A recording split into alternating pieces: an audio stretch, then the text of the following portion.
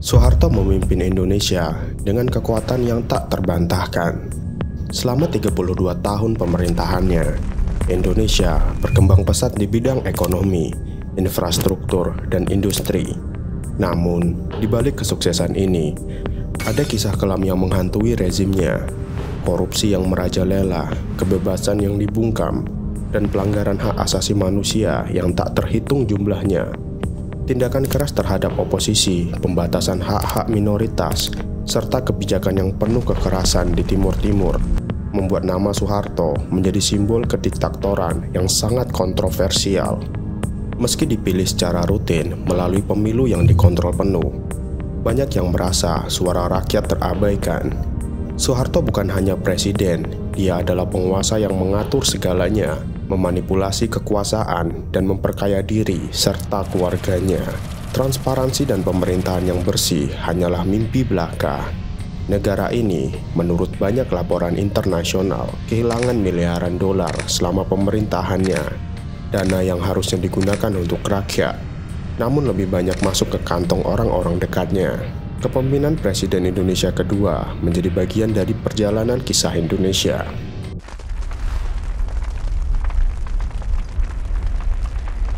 Pada 8 Juni 1921, di sebuah dusun kecil bernama Kemusuk, Desa Argomulyo, Yogyakarta, seorang bayi lahir yang kelak menjadi salah satu tokoh paling berpengaruh dalam sejarah Indonesia. Nama bayi itu adalah Soeharto, dilahirkan oleh Sukirah, seorang ibu muda yang telah menghadapi banyak masalah dalam hidupnya.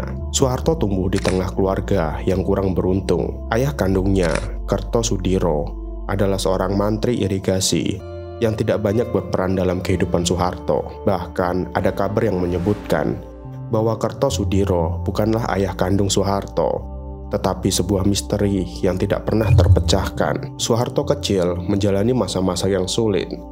Ibunya yang sedang mengalami gangguan mental yang berat, pernah mencoba bunuh diri dengan cara berpuasa ekstrim. Kondisi ini memaksa keluarga untuk menyerahkan pengasuhan Soeharto pada saudara dari pihak ayahnya. Meskipun begitu, Soeharto mendapatkan perhatian lebih dari orang-orang yang merawatnya, dan itu cukup membantu pembentukannya menjadi seorang yang tekun dan keras kepala. Masa kecil Soeharto dipenuhi dengan kenangan pahit. Ia sering menjadi korban perundungan di sekolah dan merasa terasingkan oleh teman-temannya.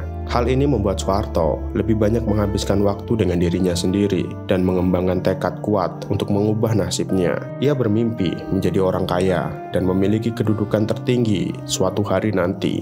Di tengah kehidupan yang keras, Soeharto tetap melanjutkan pendidikannya meski sering berpindah-pindah sekolah. Setelah lulus dari sekolah rendah, Soeharto sempat bekerja serabutan, bahkan menjadi pembantu klerek di sebuah bank desa. Namun, nasib selalu berkata lain, dan ia kembali menganggur. Pada tahun 1940, ia akhirnya mendaftar dan diterima di Angkatan Laut Belanda. Meski hanya bertugas selama 7 hari karena Belanda menyerah pada Jepang, Soeharto kembali ke rumah dan terus berjuang. Ia akhirnya menemukan jalannya ketika mendaftar sebagai polisi Jepang dan kemudian bergabung dengan Tentara Pembela Tanah Air, pasukan yang dibentuk oleh Jepang. Pada 17 Agustus 1945, Indonesia resmi mengumumkan kemerdekaan. Soeharto kemudian secara resmi diangkat menjadi anggota TNI per 5 Oktober 1945. Dengan pangkat letnan. Tidak lama kemudian, berkat reputasi dan pengalamannya di peta, ia kemudian ditunjuk sebagai komandan batalion dengan pangkat mayor. Kemudian di tahun 1946, pangkatnya kembali naik menjadi komandan resimen yang berpangkat letnan kolonel atau overstay. Karir Soeharto semasa menjadi militer terus menanjak jauh, hingga pada akhirnya dia harus dipecat karena ulahnya sendiri. Peristiwa pemecatan terjadi pada 17 Oktober 1959. Soeharto diketahui menggunakan intuisi militernya untuk meminta uang dari perusahaan-perusahaan di Jawa Tengah. Kasusnya hampir dibawa ke pengadilan militer oleh Kolonel Ahmad Yani. Atas saran Jenderal Gatot Subroto, saat itu dia dibebaskan dan dipindahkan ke Sekolah Staf Komando Angkatan Darat. Pada usia ke-38 tahun, ia mengikuti kursus C, Sekolah Staf dan Komando AD di Bandung. Pada saat itu, kursus biasanya diikuti oleh perwira yang berpangkat letnan kolonel yang akan naik pangkat menjadi kolonel. Dalam waktu singkat, Soeharto menunjukkan kemampuannya dalam bidang militer, kepiawaiannya dalam memimpin pasukan, dan kemampuan membaca situasi, membuatnya terus naik pangkat hingga menjadi jenderal.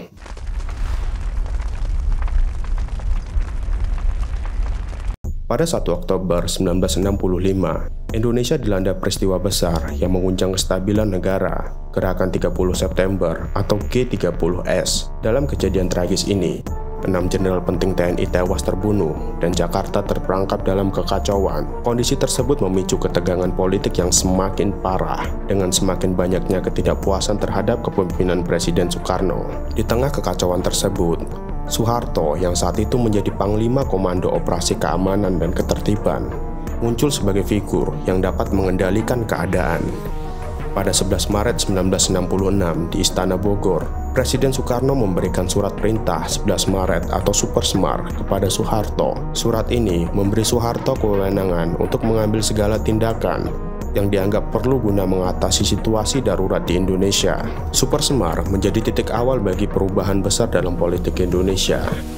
Surat tersebut memberikan Soeharto kewenangan yang sangat besar, bahkan memaksa Presiden Soekarno untuk menerima kenyataan bahwa Soeharto akan mengambil alih banyak aspek kekuasaan di bawah perintah Supersemar. Soeharto mengkonsolidasikan kekuatan militer politiknya, membubarkan partai-partai yang dianggap seperti PKI, dan mulai merombak kabinet.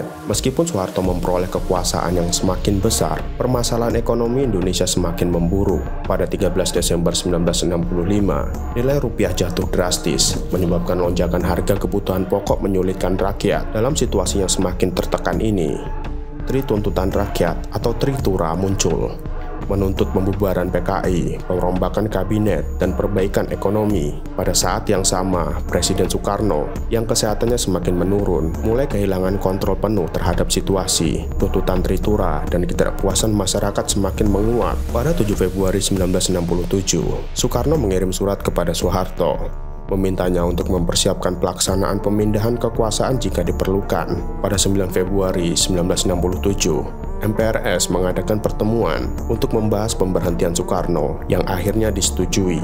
22 Februari 1967, Soekarno menyerahkan kekuasaannya kepada Soeharto. MPRS pun mencabut kekuasaan presiden dari Soekarno dan secara resmi menetapkan Soeharto sebagai penjabat presiden. Namun, situasi politik Indonesia masih belum sepenuhnya stabil dengan adanya dualisme kekuasaan antara Soekarno yang masih memiliki pengaruh besar dan Soeharto yang semakin mendapatkan dukungan. Proses pemindahan kekuasaan ini mendapat sorotan tajam, terutama dari Sukmawati Soekarno Putri, putri keempat Presiden Soekarno. Dalam bukunya Creeping Cop-Death, Sukmawati menggambarkan bagaimana langkah-langkah Soeharto untuk menyingkirkan Soekarno adalah bentuk kudeta merangkak yang dilakukan secara perlahan-lahan namun pasti. Menurutnya, tindakan yang diambil Soeharto lebih mirip dengan proses penggulingan kekuasaan yang terencana dan tidak terburu-buru, dengan membungkam pihak-pihak yang mendukung Soekarno satu persatu. Setelah MPRS mengesahkan Soeharto sebagai presiden, sementara pada 7 Maret 1967, Soeharto resmi dilantik menjadi Presiden Republik Indonesia.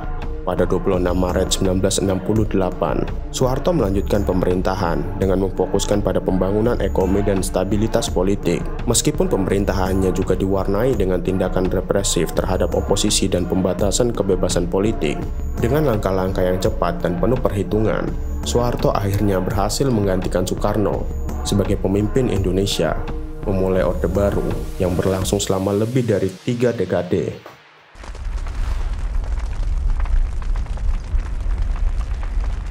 Pada 1966, Indonesia memasuki babak baru di bawah kepemimpinan Presiden Soeharto yang memulai era pemerintahan Orde Baru, dikenal dengan sifatnya yang otoriter dan militeristik, namun memiliki satu tujuan utama, menciptakan stabilitas politik dan keamanan negara. Dalam seminar Angkatan Darat II yang digelar pada 25-31 Agustus 1966, jelas terlihat bahwa stabilitas menjadi prioritas utama, meski terkadang dengan pendekatan yang sangat tegas.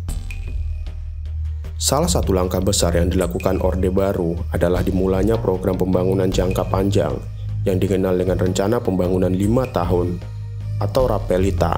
yang pertama kali diluncurkan pada 1 April 1969. Tujuan utama dari Repelita adalah untuk menciptakan stabilitas ekonomi dan sosial, serta mendorong pertumbuhan ekonomi yang berkelanjutan. Di bawah program ini, Orde Baru berhasil menekan inflasi yang sebelumnya meroket hingga 650% dalam waktu relatif singkat. Tingkat inflasi berhasil turun menjadi 120%. Pada masa pemerintahan Orde Baru, pemerintahan Indonesia fokus pada pembangunan yang merata di seluruh pelosok negeri. Salah satu upaya besar yang dilakukan adalah di sektor transportasi. Pengembangan transportasi darat, laut, dan udara menjadi pilar utama untuk meningkatkan mobilitas penduduk antar daerah dan antar pulau. Tujuannya jelas, mempercepat integrasi nasional dan memastikan bahwa pembangunan yang terjadi tidak hanya terkonsentrasi di pusat, tetapi juga mencakup daerah-daerah yang terpencil. Salah satu proyek yang mencolok adalah pembangunan dan peningkatan jaringan transportasi. Dengan adanya jalur transportasi yang lebih baik, masyarakat yang sebelumnya terisolasi kini lebih mudah mengakses pasar, pendidikan, dan layanan kesehatan. Konektivitas yang lebih baik ini juga membantu pemerataan pembangunan, sehingga Indonesia semakin terhubung dari ujung barat hingga timur. Selain itu, Orde Baru juga menyadari pentingnya sektor lain dalam pembangunan bangsa, seperti pendidikan dan kesehatan. Untuk pendidikan, pemerintah mewajibkan setiap anak untuk bersekolah selama 6 tahun, yang membuka kesempatan lebih besar bagi generasi muda untuk mengenyam pendidikan dasar. Ini adalah langkah signifikan menuju pemberantasan buta huruf dan peningkatan kualitas SDM di Indonesia. Di sektor kesehatan, pemerintah Orde Baru membentuk puskesmas dan posyandu yang berfungsi untuk mendekatkan layanan kesehatan kepada masyarakat, terutama di desa-desa. Hal ini bertujuan agar masyarakat, terutama ibu dan anak, mendapatkan akses yang lebih mudah untuk mendapatkan perawatan kesehatan dasar dan pencegahan penyakit. Di sektor pertanian, pemerintah berhasil mewujudkan swasembada pangan yang pada 1984 membuat Indonesia tidak lagi bergantungan pada impor beras. Dengan sistem pertanian yang lebih modern berkat penerapan revolusi hijau, Indonesia tak hanya dapat memenuhi kebutuhan dalam negeri, tetapi juga pengekspor beras. Selain itu, Orde Baru juga merancang program keluarga berencana atau KB yang bertujuan untuk mengontrol laju pertumbuhan penduduk. Program ini berhasil menurunkan angka kelahiran, mengubah pola demografi Indonesia menjadi lebih terkendali, sehingga dapat mempercepat pembangunan di berbagai sektor. Dalam aspek keamanan, Orde Baru berhasil mencapai stabilitas yang diperlukan untuk menciptakan lingkungan yang kondusif bagi pertumbuhan ekonomi. Dengan kebijakan yang terkoordinasi dan pengendalian yang ketat, pemerintah berhasil menjaga ketertiban dan keamanan dalam negeri. Pada akhirnya, pembangunan yang dilakukan Orde Baru menciptakan fondasi yang kuat bagi Indonesia dengan tercapainya stabilitas dalam berbagai bidang, dari transportasi, pendidikan, kesehatan, hingga pertumbuhan ekonomi yang merata. Di sebalik keberhasilan Soeharto semasa menjabat menjadi presiden, terdapat kontroversi yang hingga saat ini masih membekas di hati masyarakat.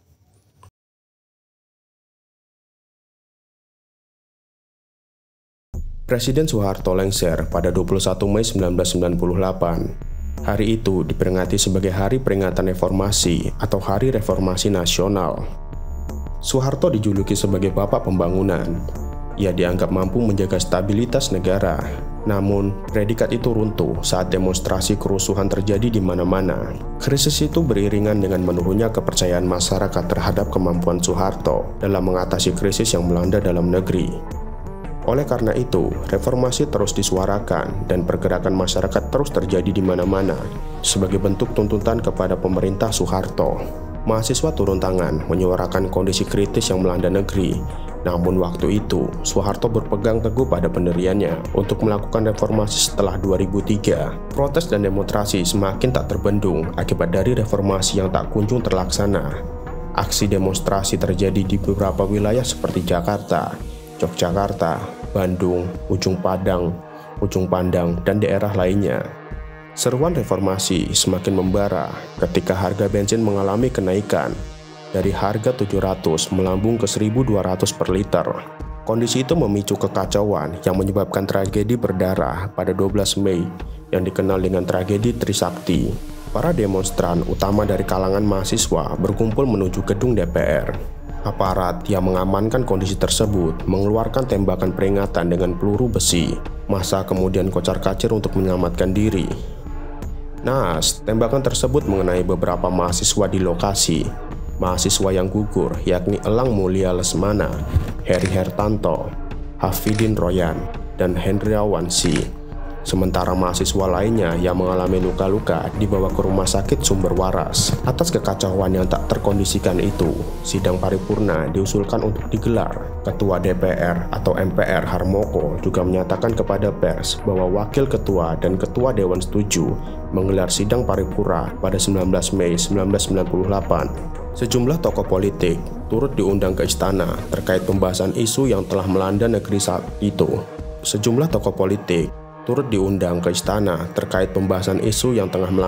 saat itu. Sebut saja seperti Emma Ainun Nadjib, Megawati, Amin Rais, Yusri Iza, Nurcholish Madjid, dan tokoh lainnya. Hasilnya ialah 21 Mei 1998, Soeharto melepaskan jabatannya sebagai presiden. Lengsernya Soeharto menjadi momen lahirnya reformasi di Indonesia. Berita turunnya Soeharto sebagai presiden disambut gembira oleh masyarakat.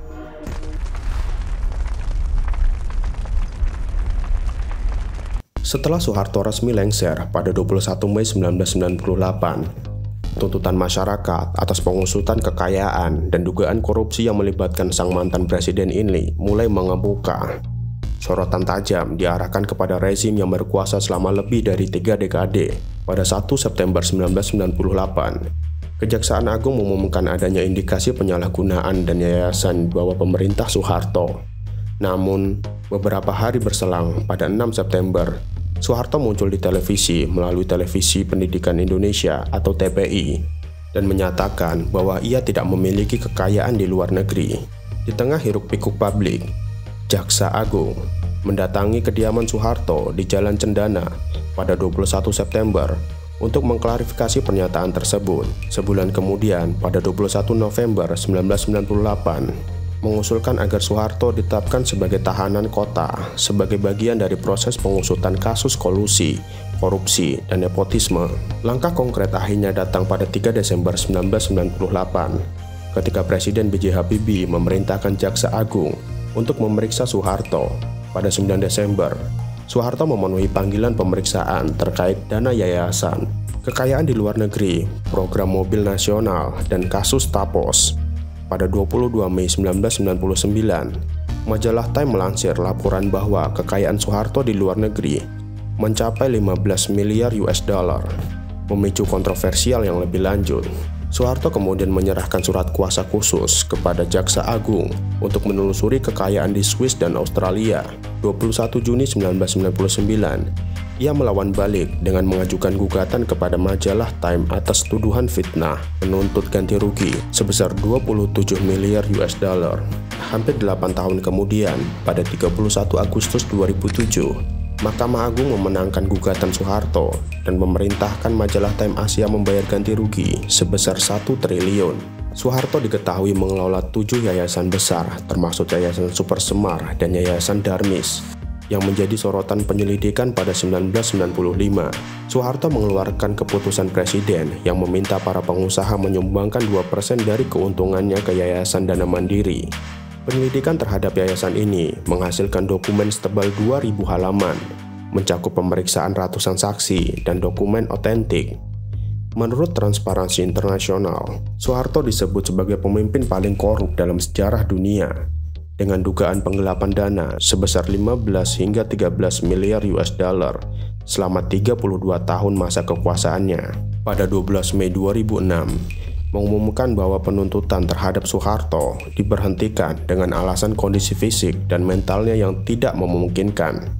Meski demikian, keputusan ini ditentang oleh Pengadilan Negeri Jakarta Selatan yang menyatakan bahwa pemberhentian penuntutan tersebut tidak sah. Soeharto hingga akhir hayatnya tidak pernah diadili secara langsung atas dugaan korupsi yang melibatkan dirinya. Kemudian, dalam pemerintahannya selama 32 tahun lamanya, telah terjadi penyalahgunaan kekuasaan, termasuk korupsi dan pelanggaran HAM. Hal ini menjadi salah satu faktor berakhirnya era Soeharto. Pada tahun 1997, Menurut Bank Dunia, 20-30% dari dana pengembangan Indonesia telah disalahgunakan selama bertahun-tahun. Krisis finansial Asia pada tahun yang sama tidak membawa hal bagus bagi pemerintahan Presiden Soeharto ketika ia dipaksa untuk meminta pinjaman, yang juga berarti pemeriksaan penyeluruhan dan mendetail dari IMF. Salah satu langkah kontroversialnya adalah kebijakan terhadap etnis Tionghoa. Penggunaan aksara Tionghoa di ruang publik dilarang, organisasi masyarakat Tionghoa dibubarkan, dan agama Konghucu dihapuskan dari daftar agama resmi. Kebijakan ini dilandasi tuduhan simpati terhadap komunisme yang menjadi musuh utama pemerintahan pasca 1965. Melalui kendali militer dan penyensoran media, Soeharto memperkerat cengkramannya.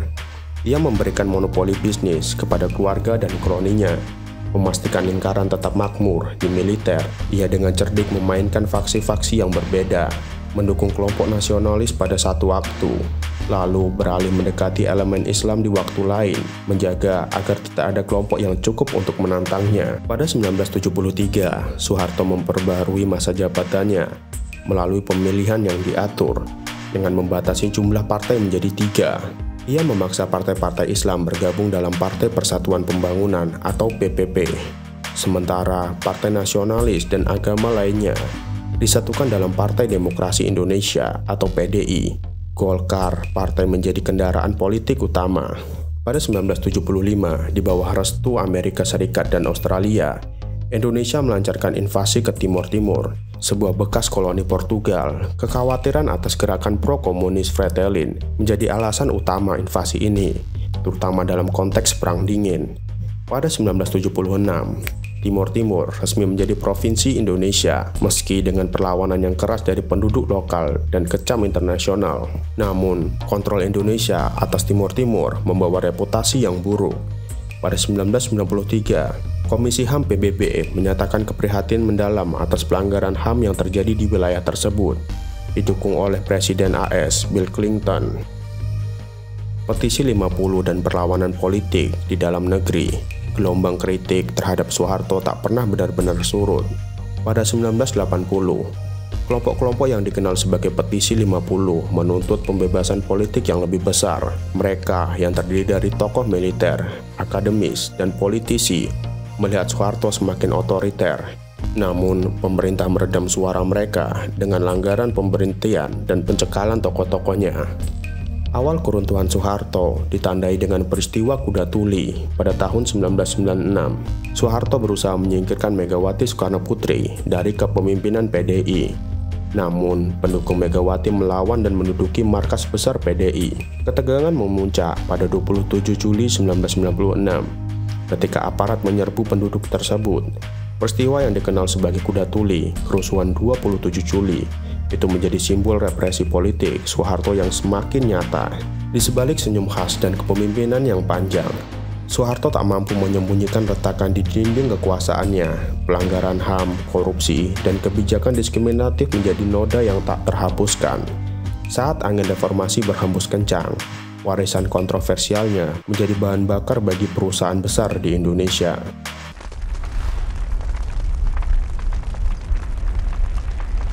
Soeharto, Presiden kedua Indonesia, memimpin selama 32 tahun dengan berbagai pencapaian di bidang stabilitas politik, pembangunan ekonomi, dan infrastruktur melalui program seperti Rapelita. Keberhasilannya mencakup penurunan inflasi, pencapaian swasembada pangan, dan perluasan layanan kesehatan serta pendidikan. Namun, pemerintahnya juga ditandai oleh otoritarisme, korupsi yang sistematik, diskriminasi terhadap etnis Tionghoa, dan pelanggaran hak asasi manusia, termasuk invasi ke Timur Timur yang memicu kecaman internasional. Krisis ekonomi Asia 1997 mengguncang fondasi rezim Soeharto. Demonstrasi besar-besaran, terutama oleh mahasiswa, memuncak pada tragedi Trisakti dan akhirnya memaksa Soeharto mengundurkan diri pada 21 Mei 1998. Pasca lengsernya, ia menghadapi tuduhan korupsi besar dan penyalahgunaan kekuasaan, namun tidak pernah diadili sepenuhnya karena alasan kesehatan. Warisan Soeharto mencerminkan dua sisi pemerintahan, keberhasilan dalam pembangunan nasional dan stabilitas, namun juga bayang-bayangan kelam berupa otoritarisme, korupsi, dan pelanggaran hak asasi manusia meninggalkan bekas yang dalam dalam sejarah Indonesia.